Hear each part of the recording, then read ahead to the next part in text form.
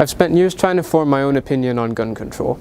I've spent days trying to create a solid argument, hours researching statistics to back up that argument, only to disprove it in a matter of minutes. Gun control is complicated. It is more than the typical CNN mumbo-jumbo on the dastardly AR-15 and the awkwardly patriotic vigor of Fox News. They tell you it was gun confiscation. Some speak of how horribly written the Second Amendment is.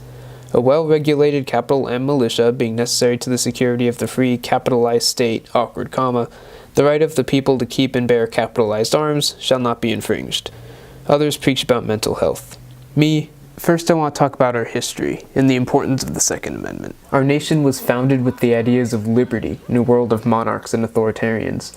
Based upon John Locke's beliefs, the Declaration of Independence boldly claims that whenever any form of government becomes destructive, it is the right of the people to alter or to abolish it, and to institute new government, laying its foundation on such principles to effect their safety and happiness.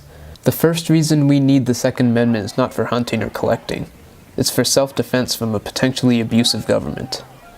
The point of this American experiment was to find out if the people can govern themselves and not have to worry about power-hungry tyrants. This lesson is even more significant now, as we've seen throughout history the dangers of an authoritarian government on its people.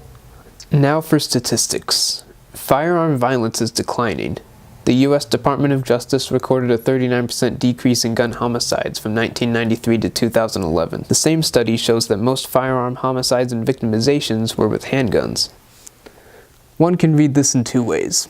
AR-15s are fine, or there should be more control over handguns.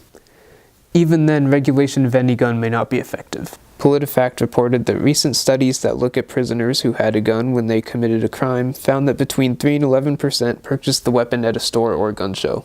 That's a great deal of unaccounted for and potentially illegally bought firearms that are being used regardless.